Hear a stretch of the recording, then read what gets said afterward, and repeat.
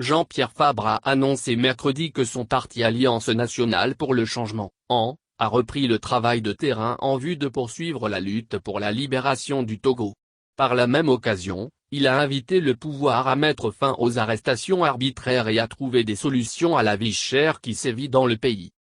À lire aussi, dernière minute, Gogolio proche d'envoyer Aristo Le Blédard à nouveau en prison. Fabre est longuement revenu sur la participation de l'AN aux discussions dans le cadre de la concertation nationale entre les acteurs politiques, CNAP.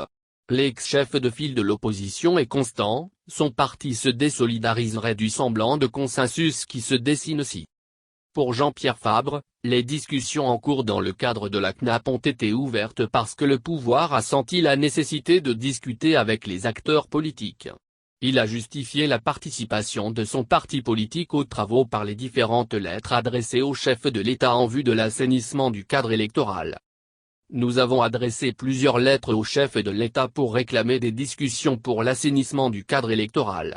Et quand ces discussions sont ouvertes, je ne vois pas celui qui va nous dire de ne pas prendre part, a-t-il expliqué. Le pouvoir recherche des complices.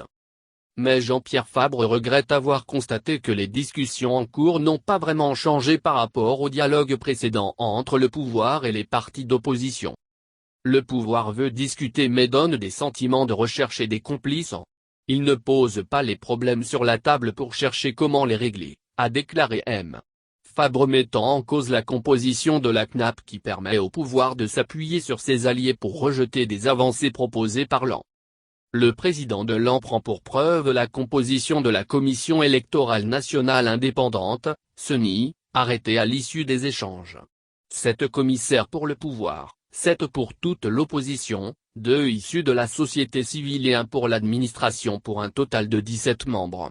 Une composition déséquilibrée selon lui. Pour l'ancien candidat à la présidence togolaise, l'opposition parlementaire actuelle et l'administration sont à la solde du pouvoir. Pour Fabre, si le pouvoir lui-même convoque des discussions, c'est parce qu'il a conscience qu'il y a des choses à corriger. Partant, le patron de l'AN estime que point n'est besoin de maintenir ce qui est contesté par l'opposition. Notre position est claire. Nous disons que s'il continue, nous allons nous désolidariser des conclusions finales. Du semblant de consensus qui se dessine.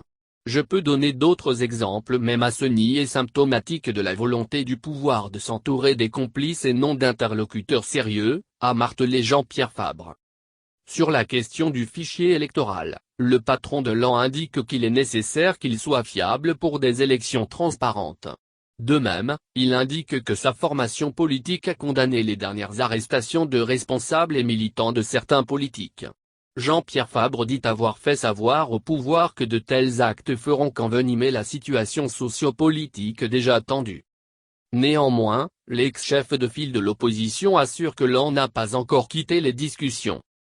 Abordant la situation actuelle de l'AN, Fabre déclare que son parti ne peut jamais disparaître. Pour lui, c'est un rêve pour certains de voir l'AN finir. Il assure qu'il continue de travailler avec ses collaborateurs pour renforcer la formation politique. Nous disons en toute humilité que nous continuons le lutte dans la rigueur et dans la vérité. Ceux qui veulent notre disparition, j'espère qu'ils ont déjà trouvé notre remplaçant, a-t-il ironisé. Sur la question de la vie chère, le maire de Golfe 4 invite les pouvoirs publics à s'occuper du bien-être des Togolais. Pour lui, ce sujet est un problème fondamental. Jean-Pierre s'indigne du fait que le Togolais soit actuellement désabusé. Pour lui, les choses qui devraient révolter ne disent plus rien aux populations. Il devrait prendre les dispositions pour que les autorités les écoutent.